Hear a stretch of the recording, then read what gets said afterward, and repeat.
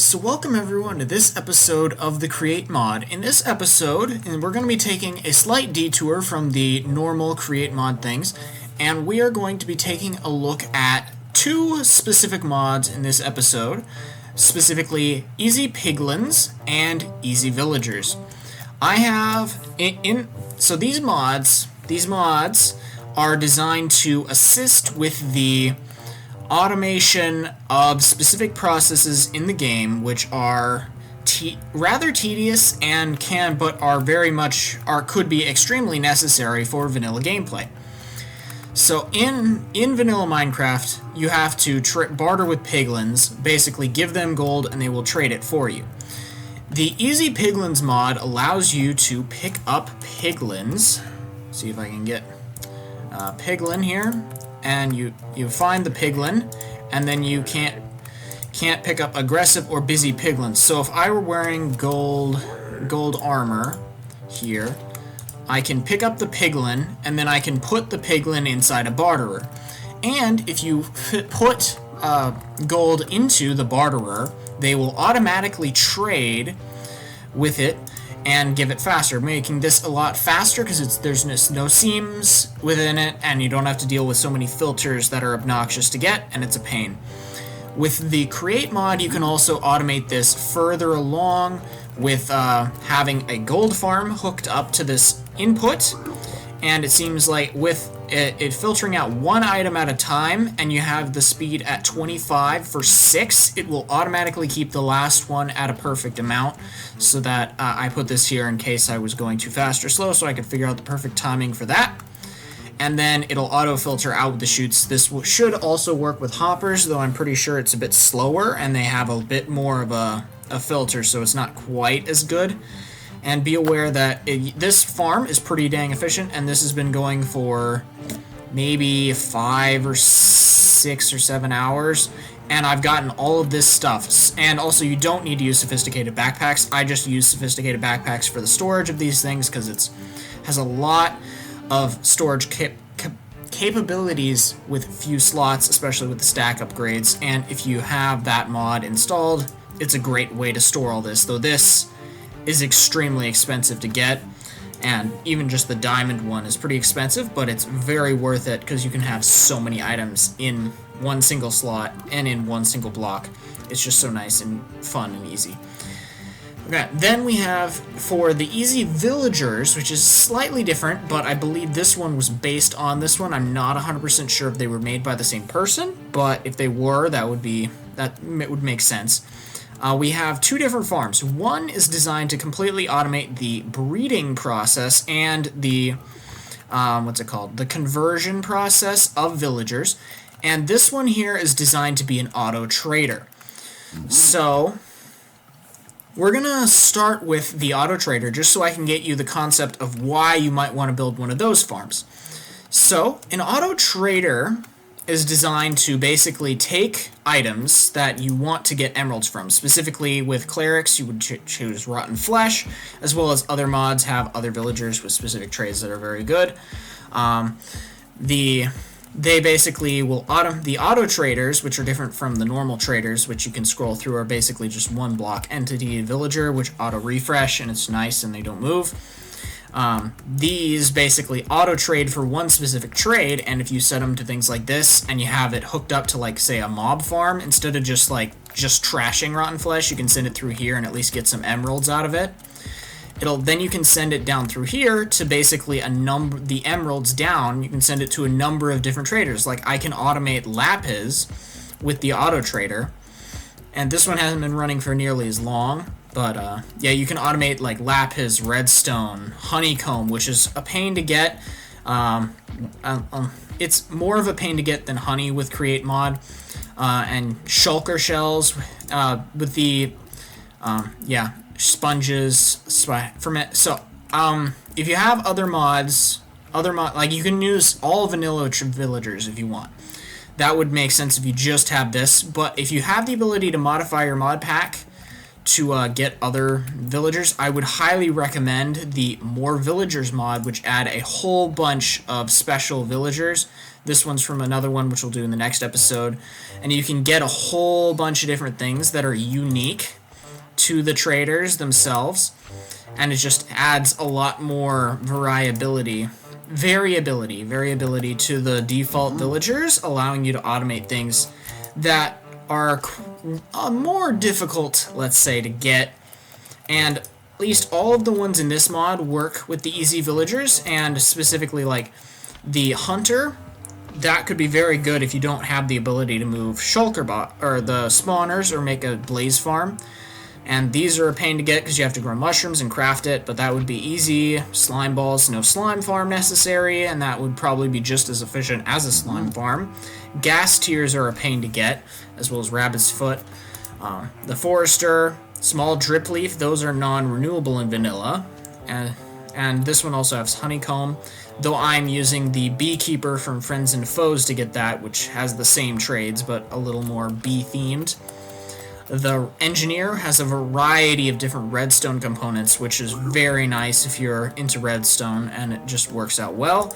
Enderologist is probably the best one. I'm not 100% sure. I haven't tried much to look at what the other trades they have, but I think it's possible they might trade elytra. But shulker shelves themselves are very nice to have, and it just makes it so nice to automate that instead of having to build the gigantic vanilla farm. This one is also pretty nice, so you can get these automatically. You don't have, basically meaning you don't have to go mine netherrack to get more of this stuff. The nether quartz ore as well, and you can get rid of these, which are technically renewable through other means, through vanilla or create mod. This one's great. These are a pain to get because they don't have leaves by default. And this one is insane because you can get more sponges than you can get in Ocean Monument. You can buy conduits easy, and you can buy tridents. Like, it is ridiculous how good some of these villagers are from other mods. And you can use that to automate their trades, and basically in the same essence of this, how just different. And if I were going to rebuild this farm, I would probably want to extend this significantly and do a significant amount of looking through what trades you can get from like a mob farm. Like, some of these villagers have the ability to trade bones for emeralds. I think bones for emeralds. So like, I could take a bunch of hunters and hook them up, and then I can use up some of the skeleton drops that I'm not using as well. Get rid of rotten flesh, bones, spider eyes, etc., to automate more emerald production so that you can get more emeralds to get more of the other resources, which are more valuable. And if you're wondering what all these mobs are doing, I was experimenting with the other mod from the other video, and I'll explain that in the next episode. And that's basically what you can do with this. And the create mod just makes it a lot easier to do, and it's a lot faster than using hoppers, though hoppers could in theory work just as well. You just need to have a lot more hoppers and a lot more patience to have it work, because it may end up backing up significantly, and it would just require a lot more resources to use hoppers than it would to use the create mod. And now we're going to jump on to the last one, which is basically just an easy villagers breeder and converter, which basically gets a bunch of villagers at the next stage. I'm not exactly sure why these are not stacking up further. I think they may have just different curing levels, and that's why their entity data is not allowing them to stack. So, yeah. So basically, how this works is you have a farmer. Basically, you put a villager in there, and you put in what type of plant you want it to grow. You can put wheat, potato, carrots, etc. It only works with like the default thing, so it does not work with the what's it called? I always forget. It does not work with torch flowers or the other one, but yeah. And then you can send it into a breeder, which you need 2 villagers for that, and they will make new villagers, which you can send through an incubator. It seems with this setup, it will easily work and keep up with 2, though I've added a 3rd one just in case it overflows for some reason. It seems like 2 of these is enough to keep up with this for the speed of the growth of the villagers. They grow up, go into this, which is sort of like a backlog, and then they get spit out here. Then, this is not, by the way, this one is not easily automatable without Create Mod. So I would highly recommend using this with Create Mod if you are going to, using Create Mod if you're going to make this farm, because it just makes it a lot easier to use. Okay. And then basically what you need after the villagers come out here, they're all grown up, and then you need an automatic production of golden apples, which can be done with an auto crafter, a gold farm, and a oak tree farm. And you need an automatic weakness farm, which can be paired with one of these, which I believe I have this one set up to auto trade these. So if you have this set up, hooked up right away, you can hook that up straight up to this. And then you can use Create Mod to brew the weakness potions. Like weakness potion, like if you go in here, go here, filling with spout, potion of weakness, which you brew this in the brewer. Water and spider eye and a heated basin, you get potion of weakness, and that's pretty easy to set that up, and then you have those go into the bottles and coming out here to be utilized by these arms. And then you have the mechanical arms, which need to be set to forced round robin, all of them, so that they will only grab one villager, one apple, and 1 or 2 potions. Like usually when I've seen these, they end up with like, so they only have 4 slots, and the potions do not stack. So if you have it on any of the others, it will just grab and fill until these slots are all filled up, and then you can't continue. So you make sure it's on forced round robin, so you can make sure that you don't have any backlogs of like all 4 potions, so you can't cure any villagers because they can't go in. So you need to have apple, villager, and potion weakness in here. It takes about 5 minutes. Then they can be exported into your storage system here, and then you can put them into your traders and get them all upgraded and leveled up, etc., etc. Makes it this one and this one are extremely useful and can be extremely good to have if you are going to try and get a whole bunch of resources that are not exactly easily obtainable through other mods. Like iron, easily automatable with Create Mod. Gold, also relatively easy, but it adds the ability to automate things like lapis and redstone, which are not easy to automate or really even obtain without going out and mining it manually. So these farms, this farm and that farm, could be extremely useful if you don't want to have to do all the tedious work of trying to find the lapis for your builds, if you want to use that for that, or if you just are really into enchanting things. And this could also be greatly useful for setting up an auto book buyer. Like if you want to get a whole bunch of mending books for your shops, you can set it up. You can set this up with a farm, an emerald farm, then you could have it buy a whole bunch of books and have them each export to their own little shop front. So you don't have to do any restocking. You just have to make sure it doesn't overflow, and you can just make sure it's loaded when it needs to be. And that could work if you're on a large-scale server as well. All you'd need is a mob farm, and you can get pretty much anything you want that is available through whatever villagers you have in your game.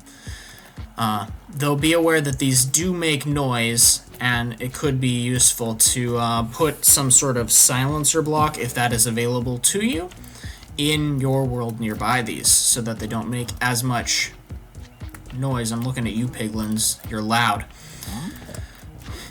Like they're asking, why do you think I'm loud? Anyway, so that's basically what we have going on with the auto villager breeder, the auto trader, and the auto bartering system using Create Mod, Easy Villagers, and Easy Piglins, and sophisticated backpacks, asterisk. So, if you guys have enjoyed this video and are looking for more of this, so I tried to make these as tileable as possible. This one and this one are tileable, this one is not. I think it could be done with only 2. You don't need to have all 3. Though I put in 3 just for the sake of seeing if that was enough to keep up with it. I think 2 should be enough, and you could probably figure out some way to stack it. Oh, that was the villagers. Okay. So these are tileable. The lava's just there for overflow purposes. And yeah, I'm curious. I hope you guys, if you have these mods, definitely maybe try building these things. If you have access to your mod pack and want to add these mods, it should be fairly easy to find and do. They're all on CurseForge, and you can add them to your pack and utilize them for fun building projects that I can't think of them. Oh wait, is it the one in my inventory? It is. There we go. Now that one's quiet. So yeah. So if you guys enjoyed this episode and are looking forward to next episode where we go over the rest of that farm over behind me over there, I will well, stay tuned for the next episode. Like, comment, subscribe, and I'll see you guys in the next one. Bye.